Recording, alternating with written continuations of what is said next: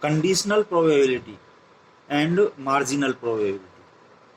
When two or more events occur in relation with each other, their simultaneous occurrence is called as dependent compound event. The event of joint occurrence of A and B is denoted by A intersection B or AB, and its probability is called the joint probability P A intersection B or PAB. The probability of occurrence of the event A when it is known that the event B has already occurred is called the conditional probability of A given B. It is denoted by P A upon B or PA upon B. Here PA is called the marginal probability of event A and PB is called the marginal probability of B, that of B. Now multiplication law of probability. Theorem 1. If A and B be any two events in the sample space S, then the joint probability of A and B is PAB equal to PA into PB upon A if PA not equal to 0, and this is equal to PB into PA upon B if PB not equal to 0. तो इस form का proof करना तो जरूरी नहीं है, ये आपके लिए समझने के लिए, आप नॉलेज के लिए चाहें तो इसका प्रूफ कर लेना. इस फिगर से इसका प्रूफ हो रहा है और इसको डायरेक्ट याद रखने के लिए हम ऐसा कर सकते हैं कि जब ये A इंटू बी में से जब A की प्रोबेबिलिटी यहाँ पे लिखी तो ये A अपॉन में आ गया, PB अपॉन A, और इसी में A इंटू बी में से जब B की प्रोबेबिलिटी हमने लिखी पहले यहाँ पर तो ये B अपॉन में आ गया, यानी कि B ऊपर और नीचे इस तरह से, यहाँ पर ये B ऊपर नीचे इस तरह से, दोनों तरह से इसको हम लिख सकते हैं. और फिर इसका प्रूफ आप देखना चाहें तो देख लीजिए, अपनी नॉलेज के लिए करना चाहें तो कर सकते हैं, वैसे यहाँ पर इसका प्रूफ जरूरी नहीं है. Remark. If A and B are independent events, then PB upon A equal to PB. यानी कि A के होने पर B के होने की प्रोबेबिलिटी जब वो A पर डिपेंड ही नहीं कर रही तो ये सीधे सीधे B के होने की probability, and PA upon B equal to PA.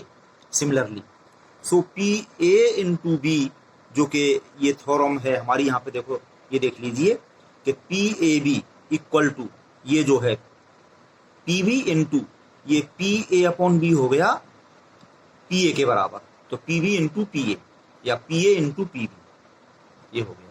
Where A and B are independent events. Now theorem 2. If AB and C be any three events in the sample space S, then ये multiplication theorem तीन events ABC के लिए ये हो जाती है PA into B into C, या short में बोलिए PABC equal to PA into PB upon A into PC upon AB. और इसके प्रूफ में बात यह है कि replace A by A into B and B by C in above theorem 1. ठीक है, तो प्रूफ भी उसका उसी तरह से इसका हो जाएगा, पर वैसे हम डायरेक्ट देखना चाहें कि जो थ्योरम 1 का स्टेटमेंट है उसमें A को रिप्लेस AB से कर दें और B को रिप्लेस C से कर दें तो हमको ये मिल जाएगा. Similarly theorem 3. If AB C and D be any four events in the sample space S, then PABCD equal to PA into PB upon A into PC upon AB into PD upon ABC.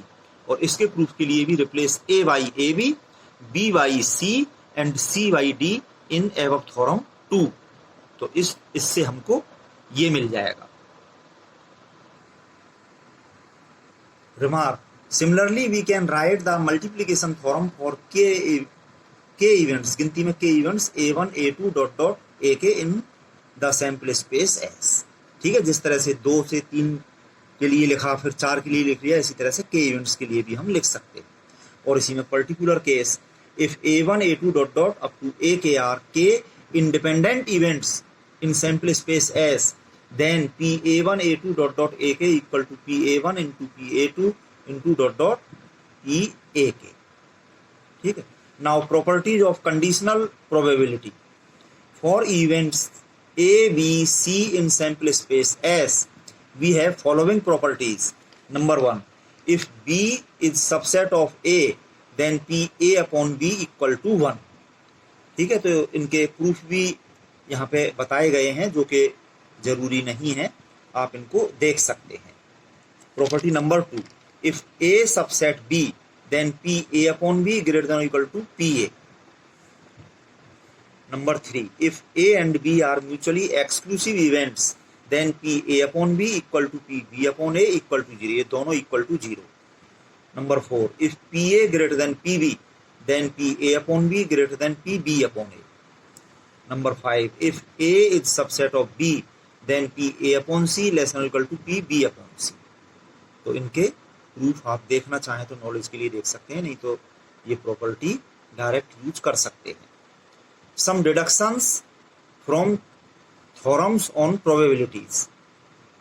Number 1, probability at least 1 out of A B C.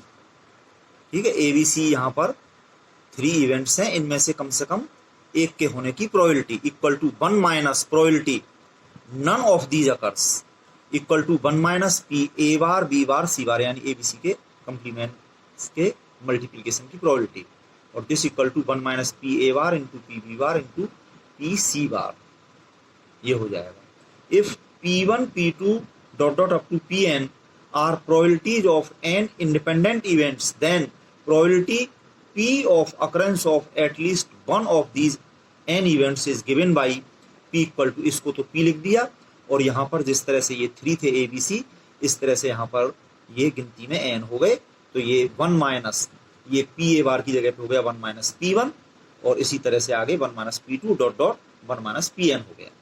Number 2, if A and B be 2 independent events then the probability of occurrence of exactly one of these 2 events is given by P A into B bar plus A bar into B equal to P A B bar plus P A bar B, since A B bar and A bar B are mutually exclusive।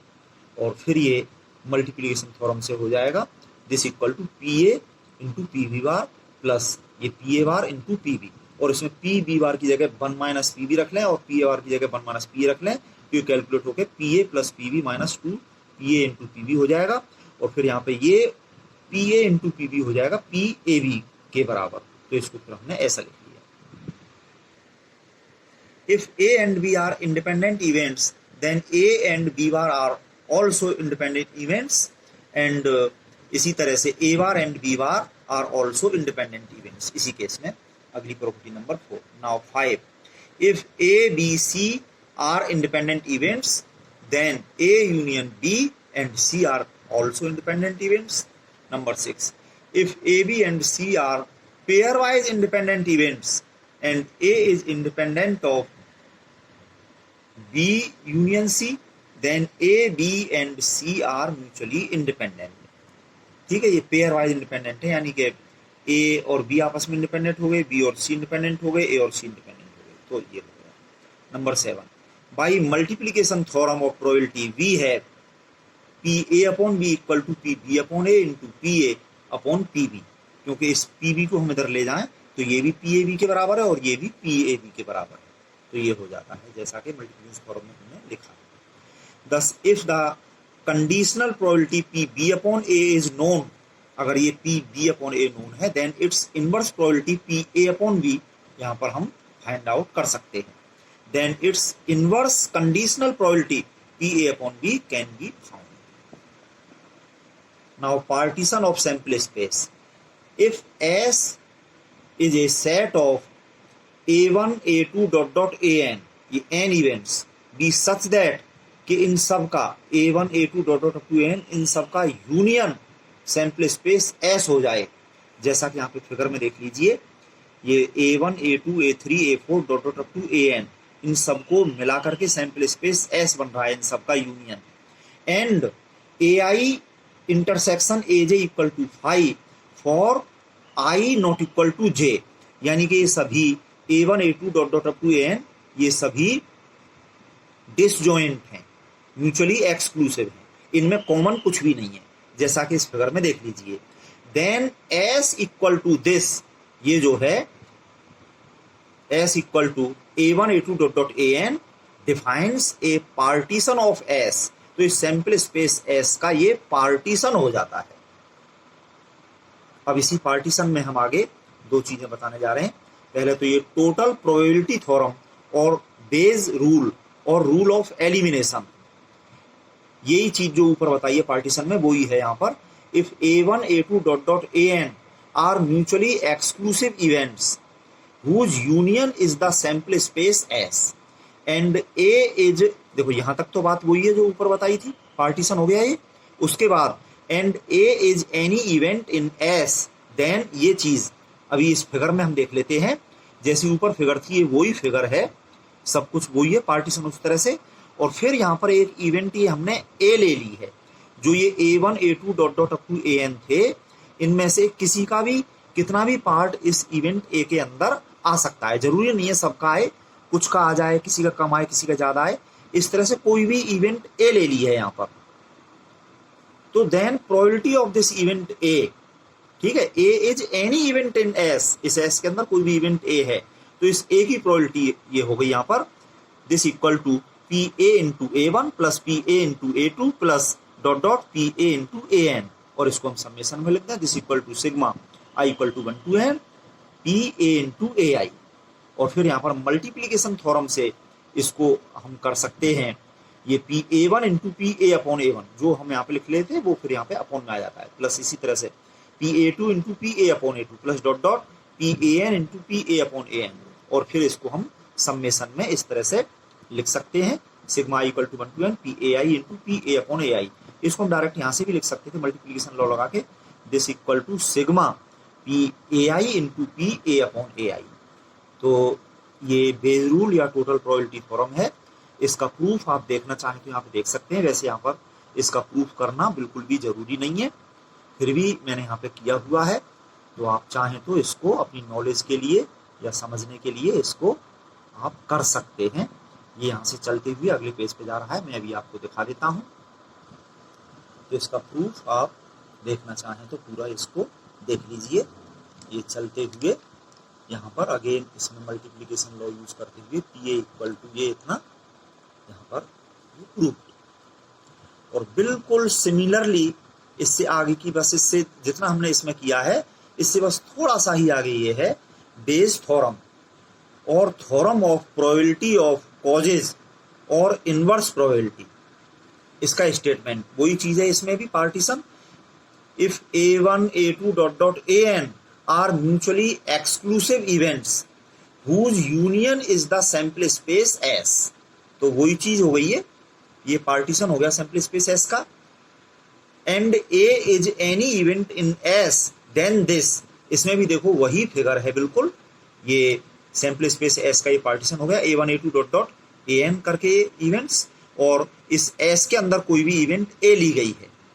तो इसके लिए ये Bayes theorem ये है कि P probability of A के upon A, ये जो A1 A2 dot dot AN है इनमें से कोई भी पर्टिकुलर A के ले लिया, A के upon A, this equal to P A के into P A upon A के, इसकी इनवर्स प्रोबेबिलिटी, ठीक है, ये A के अपॉन A है और यहाँ पर A अपॉन A के, और अपॉन में ये sigma equal to 1 to n P A I into P A upon AI, यानी जिस तरह का ये एक है उसी तरह के यहाँ पर सारे 1 से लेके n तक सबका ये समेशन, ठीक है। और यहाँ पर ये कोई भी पर्टिकुलर A के लिया है तो इसमें K की वैल्यू 1 से लेकर n तक, A1 से लेके n तक, इन सब के लिए ये हो जाता है।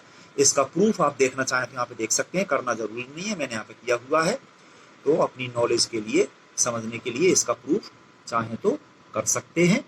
तो आप अच्छी तरह से इन सारी चीज़ों को समझ के करिए, और कहीं भी प्रॉब्लम हो तो पूछिए।